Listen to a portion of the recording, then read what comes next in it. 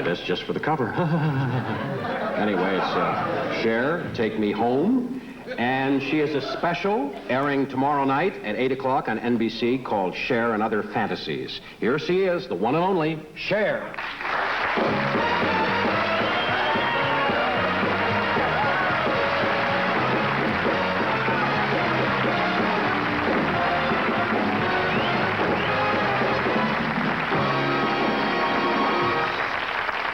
Thank you.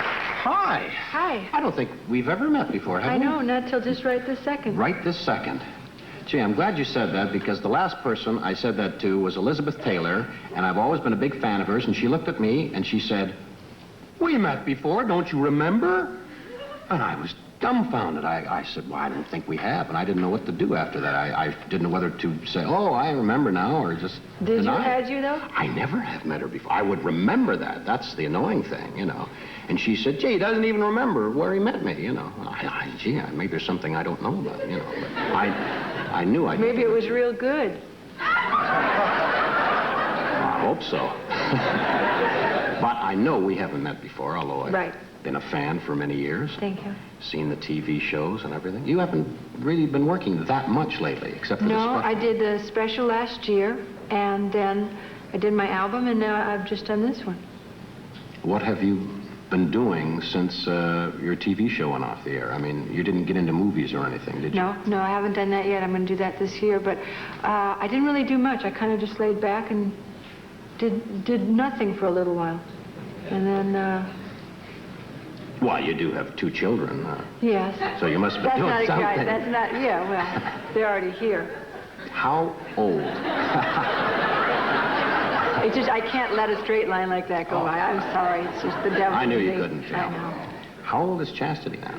Chas was 10 yesterday. She's 10? Yes. Oh, does that age me?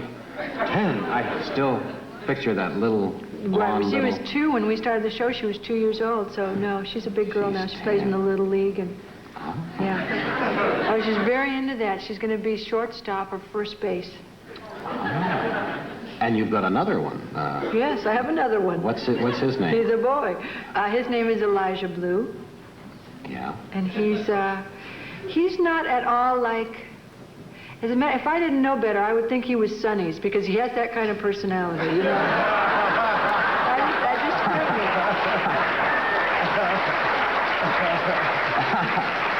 And he's short. Yes. No, he's real tall. He's 2.5, and he's almost as tall as Sonny right now. Oh, that's funny. Do you think they'll get into show business, your kids? I don't know about Chas, but I kind of think that Elijah will, because he stands in front of the mirror and he plays the guitar and stuff like that. He's real into it, you know. He's that kind of a person. I don't know what Chas is going to do. She's real serious right now about everything that she does, and so I'm not sure what she's going to end up doing. Well, it's just a phase they go through.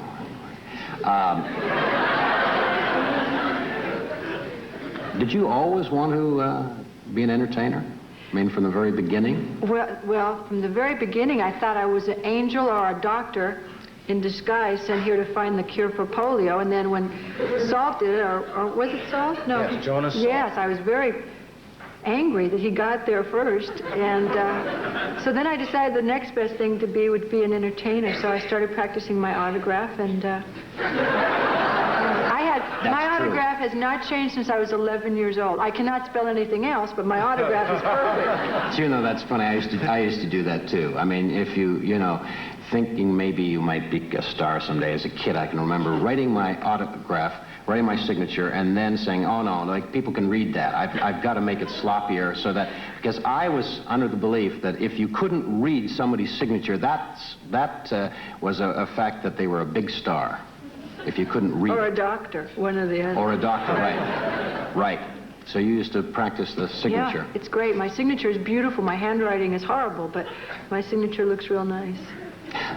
And you started singing with Sonny before you two teamed up. Were you in the background or something? No, I was talking to the girl today, Chris, she said, well, tell me, you know, how you got started or whatever, and I don't remember ever telling the story, but I was going with Sonny, who was working for a guy named Phil Spector, who was, at that time, kind of genius boy rock and roll wonder, you know, and I used to go to the dates the record dates and just kind of hang out. And one night, one of the girls, the background singers, didn't show up, and Philip just looked at me and he said, well, can you sing? And I went, well, I can carry a tune. He said, well, just get out there, I need noise. And so I was noise. And I started out as noise, and here I am. I mean, you know, still noise. No, I started out as noise, and then Sonny, oh God, this was so crazy. Sonny wanted him to do a record on me, and so I did a record as Bonnie Jo Mason, and it was called Ringo, I Love You. And they wouldn't play it because they said it sounded too much like a guy singing Ringo, I Love You. And so Philip said to Sonny, she'll never make it, just forget it. And so Sonny didn't, and here I am. That's funny because, you know, I'm not really into that kind of singing, but some of these group singers you see today, the guys sound exactly like girls. I mean, the voices, it's kind of a falsetto. They sing in... Like like Barry Gibb has one of those kind of very Gibb, right. high voices, yeah. Yeah, and he sings much higher than I can. I have a real low voice. But isn't that interesting that the guys want to sound like the girls and the girls sound like the guys, you know? I don't think they want to sound like that. I just think it's, you know, they just do. Yeah, you but that's can sing regular. Yeah, but that's not a natural sound, though, is it? Well, it depends on what you think natural is. And if it comes out of his mouth, it's natural. No, but to see... Not necessarily. Look what I do for a living. Do you think what comes out of my voice is natural? Yes, you know what? I think it's amazing. I was watching you, I was standing over there watching you do your number today, and I had to tell you that I love Marie Chevalier. I thought that was so beautiful the way you did that. I think that it's amazing what you do. I think it's like a time capsule. You capture these great people even when they go, and you can still kind of get the feelings and the thoughts that you felt when you first saw them through your performances. I think that's amazing. Yeah, well, that's nice of you to say that. You kind of hope that you bring back pleasant memories. And Marie Chevalier, there's a number of impressions that I do that gets an instant reaction, like Chevalier, Louis Armstrong's another one. Yes. And Bing Crosby, of course. And that, I guess, brings back memories of you know, because people do associate stars or records with things that happen in their life, you know. That's very true. Hey, we'll be back with our guests and more of the show right after we pause for this message from one of our sponsors.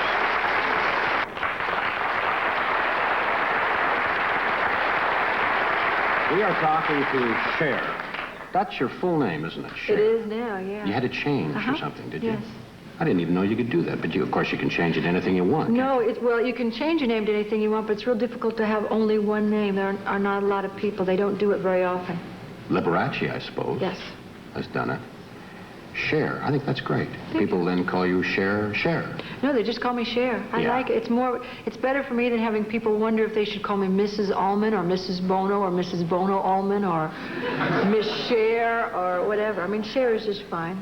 Yeah, I think it's great. It looks just good. Plain Cher. That's what Sonny looks calls good me. on a marquee, too. Yeah. Doesn't it? Cher. Right. You know, that's great. You know, I'm glad we're talking like this, and either you weren't told or you didn't see it. Do you know that I did an impression of you once? Did you ever hear about this? No. I hope you people aren't applauding because you remember this, but because a few years ago, about 5 or 6 years ago, on the Julie Andrews show, they had me do you, and they had Steve Lawrence do Sonny, and I got to tell you, I don't know what I should say. I was the ugliest looking girl. They did things with me with the hair and the face and everything. And what did you say? I mean, what did you sang. We sang. I got you, baby. Yeah, and I played that record over and over, and first, you know, got the phrasing down and everything. Anyway, I did it, and they put me in a corset. And they gave me a dress, and they slit the side up and the whole thing, and I did all the movements, and I did a lot with the hair and everything, and it was awful. Real. And I thought, I said after it was over, I hope Cher never hears about this or ever sees this, or I'm in big trouble. Well, if it hadn't been for you, I wouldn't have never known about it. I'm sorry I brought the whole darn thing up, but I'm glad you didn't see it. What? Are you kidding?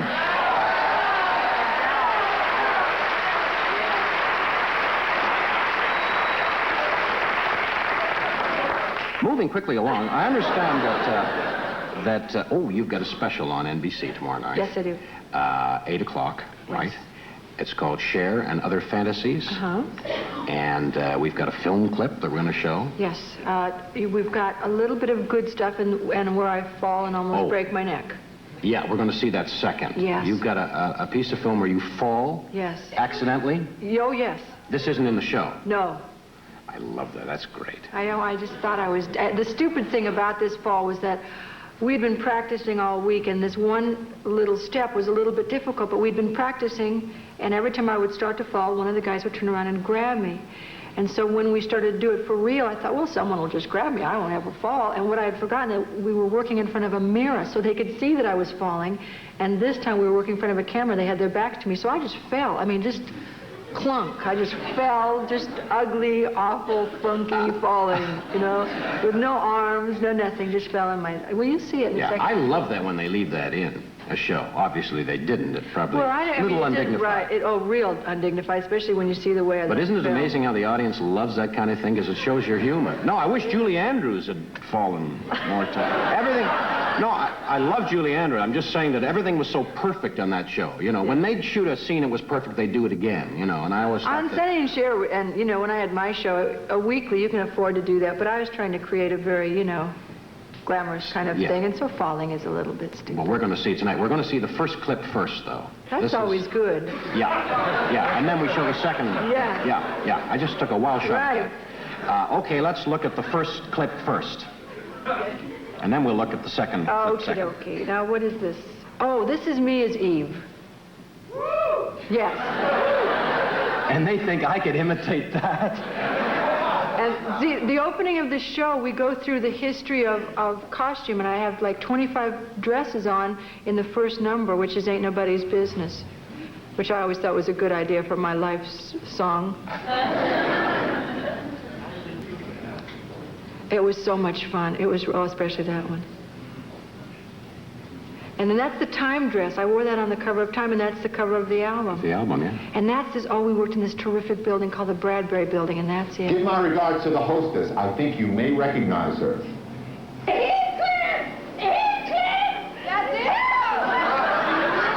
She was so terrific. I love her. Shelley Winters. Oh, that was wonderful. I'll never be hungry again, and neither will my little sister Cher. Is it like grapefruit? I like grapefruit. That's Andy. He's playing Adam, and I'm playing Eve. By the way, don't bother catching a lizard, because you don't need a footman these days. It's gauche. Very gauche. Lucille Ball. It was terrific. That looks like it's fun. That was Elliot Gould we saw there. Yes, right? of He's course. That was coming out Elliot. later tonight. Yeah. I'm sure he'll have a few. And stories to tell. Lucy, and working with, I've known Lucy for a long time, and working with Shelley was amazing. It was terrific. Looks like a fun show. We're going to see the fall now, the famous This is not so fun. fall. They're queuing it up. Here we go. Here we are trying to look real cool and very sexy, and the beads are now sliding down his back. And here we go. I'm trying to look real nice, and that's it.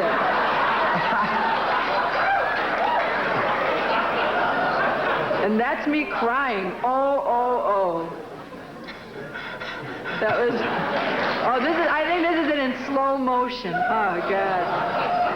Oh, go. Here. I know I'm going.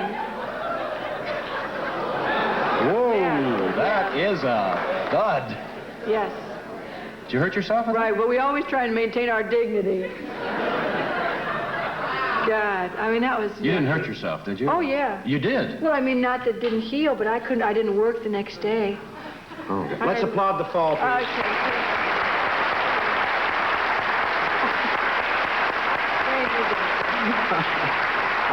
I love audiences. You show a clip, they'll applaud at the end. You know, anything. You know, a tree falling. Let's hear it for the tree. But that's beautiful. I love that. Yeah, that's great.